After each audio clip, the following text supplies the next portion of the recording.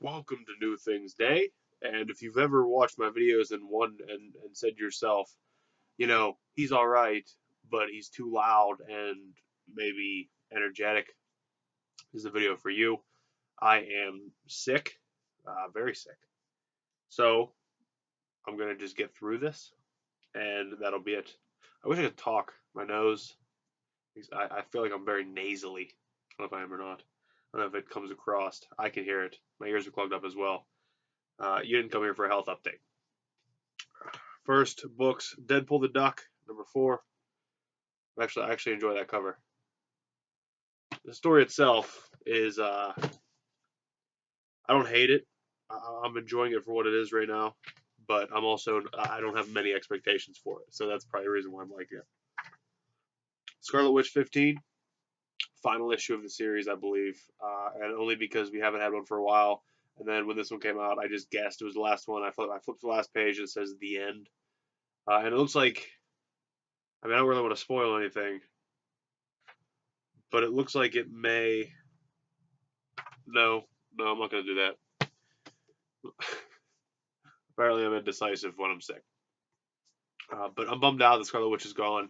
I thought it was a really solid series. If you didn't get a chance to read it, go check it out because it is great. I'm sure you could probably pick them up in dollar bins at this point. Thanos number 4. Really excited about this. I really hope Thane comes into a major role in not only this book but in the Marvel universe as a whole. I'm excited to see what he can do. And I think if as if I'm writing the book, I think if Marvel uh, does this correctly, if Jeff Lemire does this correctly, they could kill off Thanos, have Thane kill off Thanos, and Thane could be the big bad. I know they're not going to do it with Infinity War coming out, and they're still going to make money off Thanos. But at least, I don't know, maybe have him hold his dad prisoner or something. If you're reading this, you know that Thanos is sick. He has the God cancer. So it'll be interesting to see where that book goes. I'm super excited about that. I love that book. Mosaic number 5. I said on the podcast last week I need to start keeping a list of who Mosaic has inhabited because anybody who knows the character Mosaic, once he inhabits a person, he keeps all their memories. So far it's been Spider-Man, Young, Cyclops, and Magneto for a hair for a bit. Those are all the heroes he's done. So I might need to start compiling uh, a list of kind of what happened. It looks like he may be inhabiting a Black Bolt in this, or some version of him, which would not make sense. It might just be something that looks like Black Bolt, maybe. I don't know. When I read it, that's when I'll know, I guess. I like Mosaic though; it's different. I feel like they're setting him up. He could be a major character in the universe. Um, Occupy Avengers number 4, and if I wasn't on this book, I would have got this book anyway because look at that gorgeous Mike Deodato cover. Wow, that is a gorgeous Nick Fury, gorgeous Mike Deodato cover. Thank you, Mike Deodato. This cover let me keep this book on my pull. The last they've been going downhill since the first issue. First issue I felt was really strong, and they've been going downhill. But I'm still on it, still check it out. I'm not interested in Night of Hawkeye. That might be a main reason why I'm not really sold on the book. Inhumans versus X-Men number 5. This is the Terry Dodson variant, and it is beautiful. That is a beautiful, beautiful cover. The way her hair flows to kind of frame her body is gorgeous. I love it. I love everything about it. Uncanny Avengers number 20. We have a Cable Tombstone on here. Nathan Christopher Charles Summers. 1998 to Smudge. I'm on this book for Cable. Once the fabled Cable book comes out, I don't know if I'm still on this. I have been enjoying it though, but I need to cut back on some things. I find myself saying that I either don't like a book or I'm not feeling a book or I don't know. I feel like I need to just focus on books that I really enjoy as opposed to a myriad of books that are just okay. Infamous Iron Man number 5, homage cover there. That's very interesting. Um, I'm excited to see what Doom's mother is up to and what her plans are and what Doom plans on doing with her. I've really been enjoying this series. If you're a Doctor Doom fan, even if you're an Iron Man fan, because it does harken back to kind of the original Volume 1 Iron Man, the way that Doom kind of handles himself. He's kind of that, the way that Tony was the dickhead and the, although Tony was a consummate hero, Doom is still kind of always in the gray area, but he seems to be wanting to do good, and that's what he's been doing in that book. Oversized 20th anniversary issue, Thunderbolts number 10. This is actually very important to me. Thunderbolts Volume 1 is actually the first complete run I ever completed. The first run I ever completed, and I loved it. That is the series that made me fall in love with Mike Deodato. That is the series that made me fall in love with characters like Songbird and Atlas, and I'm excited to read this. Although I don't know why they had to keep or bring back the Red Thunderbolts, if you will, like Leader, Red Hulk. I don't know. We'll see. I know Jolt's back in this though, and Jolt was a fan favorite, so we'll see if she delivers how she's supposed to. Now the DC books, Action Comics 974, nice action cover here, Clark versus Superman. The other cover was depressing to me, so I did not get it. It was kind of just Lois in like a dark room, kind of looking scared, maybe. It looked a little depressing. Wonder Woman 17, beautiful cover again. Lot of very nice, very well done covers this week. Love that cover as well. Detective Comics 951, Shiva the Destroyer. I don't know what the other cover looked like. My shop didn't. They got shorted on the other cover, and I didn't even see it. Maybe I saw it. I don't know. This is what I got. I like the book though, so I really don't care about the cover on that one. Commandy Challenge number 2.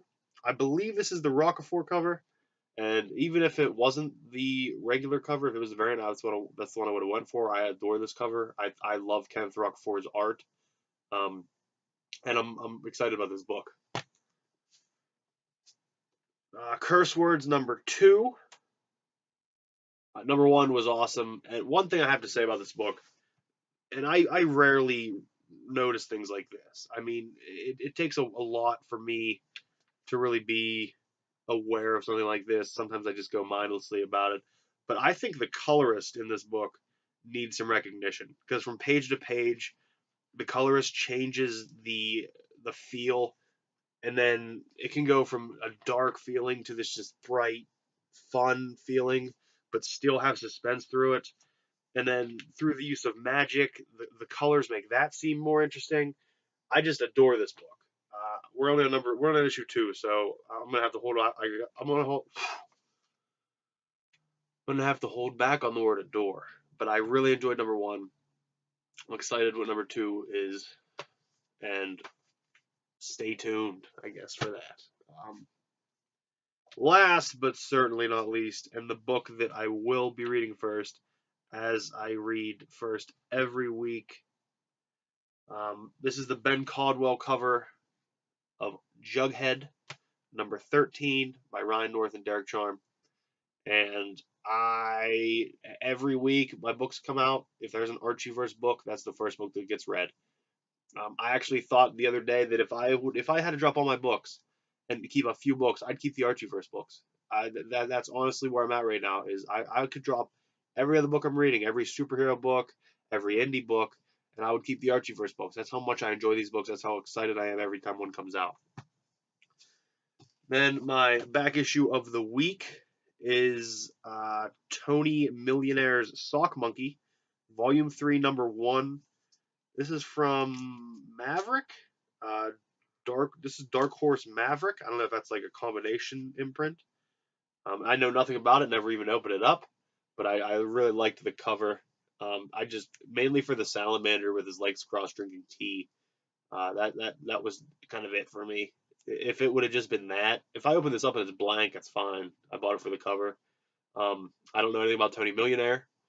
I don't know anything about a character, Sock Monkey, a comic character. I don't know anything about the Dark Horse Maverick imprint, unless it's a combination of Dark Horse and Maverick. But I don't even know when this is from. I don't even know what year this is from. If I had to guess, I'd say 90s, early to mid. I could be wrong. I am wrong. It's from November 2000. And it looks fun. I don't know. I think they called Salamander in it, so that's always a plus. When the characters don't have names, they are just what they are. That's it for books. Are we gonna drink before I continue?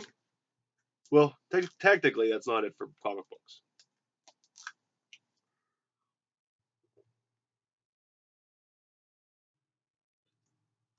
Electrolytes. Next up, um, General Mills is doing a promo thing, if you will. I can't find information on it. They didn't like put a press release out or anything. But this is Honey Nut Cheerios, and they have the bee just like Batman, and there says free DC comic inside. And then there is a Batman on the back by Ivan Reyes and Joe Prado. Um, and there's five different cereals doing this. Honey Nut Cheerios obviously has the bee dressed up like Batman. The only other one I've ever seen was Lucky Charms. It might be Lucky Charms mix-ups. And it has the Leprechaun as Green Lantern. It has Simon Baz on the back, also by Reyes and Prado, I believe. And it's a full mural on the back of the Justice League. The other cereals involved are Cocoa Puffs, multigrain Cheerios, and Trix. So that's five. But I've only heard that there's only four comics, so I don't know what that's about. The comic that came with mine is number 4 of 4, and they're mini. It's a mini comic. It's 4 of 4 Alien Justice with Aquaman on the cover there. It looks like on the back it shows you the covers of all of them. Collect all 4 Justice League comics. And I'm really looking forward to getting all of the boxes. I regret not picking up the Lucky Charms one when I saw it. I wasn't really shopping for myself. I was at the store with somebody, and it was on the shelf, and I said I should get that, but I didn't because I was not like I wasn't coming home, and I wouldn't have it in my car. It's a whole thing. But hopefully I can find it. I don't prefer it to be the family size box. I wish it would have been a regular size box, just because it doesn't go well with everything else in my collection. Sounds wild. Sounds crazy. But if I get the rest of them, I will be keeping. It says all 5 boxes. It looks like the other ones will be. Superman is in the center. This one's just left of center, and then we have Flash and um, uh, Jessica, the Green Lantern, in this side, and then we have Cyborg and Simon Baz on this side, and then we have Aquaman and Wonder Woman kind of just right as Superman. So I'll be interested to see who are all on the boxes. I wonder who is going to be Superman. Is it going to be the Cocoa Puffs guy? Who's going to be Wonder Woman, or is it just going to be somebody dressed as Aquaman? Multigrain Cheerios doesn't have a mascot, as far as I know. So how are they going to incorporate somebody onto that? We shall see. Oh, it looks like it's also in Cinnamon Toast Crunch. Interesting. So Honey Nut Cheerios, Cocoa Puffs, Cinnamon Toast Crunch, Lucky Charms, and Trix. So not multigrain Cheerios. I don't know where I read that somewhere, but not multigrain Cheerios apparently. Interesting. Does Cinnamon Toast Crunch have a mascot? Is it like a little chef or something? I don't know. I don't know why General Mills didn't put anything out about it. That's what's weird to me. Um, but yeah, I flipped through this little comic a little bit, and it looks like it's mostly an Iron Man. Iron Man. It's mostly a Aquaman story written by Tony Bedard. So at least it's a real writer. We'll see. My throat is cleared up's not the right word, but I'm able to talk now, so I am going to do a couple of books and play the book game, and that's what everybody comes for. First up, The Neon Smile, a novel by Dick Lochte, author of Blue Bayou. There is a $21 cover price on this. By the way, this is library bound. Very good condition. My mind's not even right. I'm dizzy. So I'm going to get these all wrong. I'm going to say this is 2001. 2001, I'm going to go with. I'm going to say it's probably late 90s, but I'm going to 01. 95. mid-90s. 1995 with a neon smile. Next up is John Brown's Body by Stephen Vincent Benet. Pretty old. Appears pretty old. This dust jacket's pretty rough shape. It's a little dirty too. Nice decal edge. Decal edge. Decal edge. Decal edge. Sorry. 19. This thing's pretty old. It's a pretty basic dust jacket. Tape is very yellowed. It doesn't even feel like tape anymore. 1931 on this one. Somebody signed it. This is the 40th large printing, by the way. Cover price at $3. Thompson Bradham. Thompson Bradham. We got him. We got a signature, guys. Thompson Bradham signature. We got him. If I can just find a copyright page. Copyright 1928. That was a little bit off, but that was close. Looks like Stephen Vincent Benet wrote a lot of books. A lot of books I never heard of. Great. Next up, David Morrell's The League of Night and Fog, with an introduction by the author. This appears to be, is it a novel? It's a thriller, yes. This is a globe-spanning tale that brings together two generations of men and women bound by one murder's legacy, from the Vatican to the Swiss Alps, from Australia to the heartland of America. Something about World War II, something about Nazis, I guess. Cover price of $14.95. Paperback, 1994. I'm gonna guess. It's going out only here. By the way, they have a blurb on the back here by Dean Koontz, author of Soul Survivor. I've read a lot of Dean Koontz books. I don't think I've ever read Soul Survivor. And and how does Dean Koontz get a blurb? I don't know. What was my guess? Was it 1987? It wasn't. I picked 95 something. Although this printing's from 2003. So I'm kind of right in the middle. I'm taking credit for it. Next up, a novel by Jackson Gillis, I think. Yeah, Jackson Gillis, The Killers of Starfish. It actually has a library thing down here. The library, Federated Library System. I don't know why that's inside the dust jacket. Library bound dust jacket. Laminated. Kind of a warped spine. It's a little bent. Needs some adjustment. Cover price on this thing, $8.95. I think this is a 1988 all day long. We'll see where that's at. And 1977. So only 11 years off. That's close enough for today. Next up, we have The Love Song of J. Edgar Hoover by Kinky Friedman. It's a novel. Kinky Friedman, a novel. The Love Song of J. Edgar Hoover. I don't know what is happening. What do Bill Clinton, Nelson Mandela, Jackie Collins, Joseph Heller, Bob Dylan, and Willie Nelson have in common? They're all Kinky Friedman fans, of course. These nobles, along with a posse of critics, discovered the Kinkster some time ago and immediately began heaping praise and other assorted objects on him. Well, if you don't know what these folks are excited about, then read The Love Song of J. Edgar Hoover and you'll find out. I don't know what's happening. Cover price is $23. It looks like Kinky Friedman has a pretty badass mustache on the back. I don't know. 1997. 97 is my guess. Sorry for this low energy.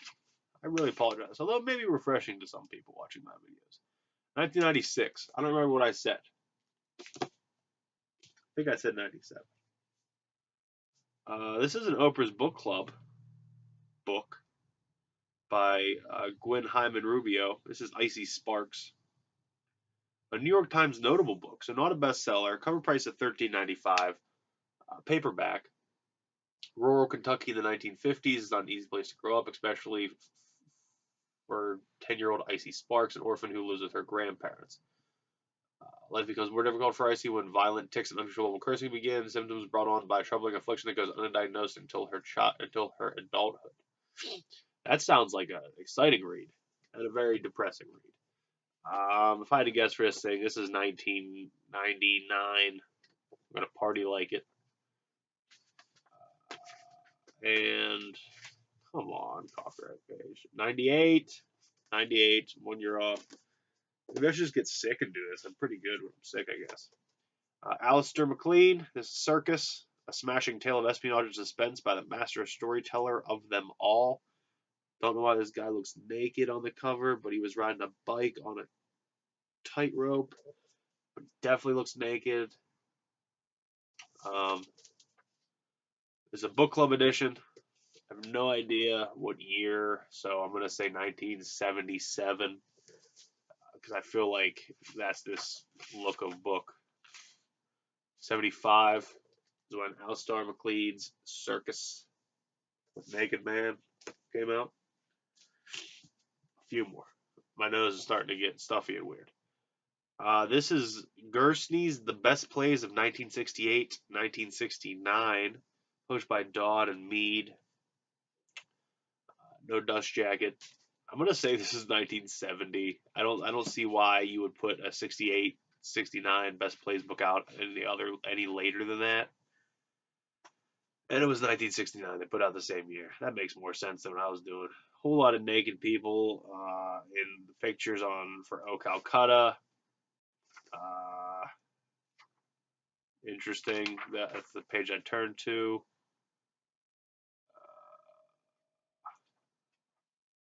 I don't know. This doesn't really seem to be it's kind of just telling, it doesn't seem to be, oh no, there is some actual, this can't be the scripts, right? I don't know. I don't know anything about this book.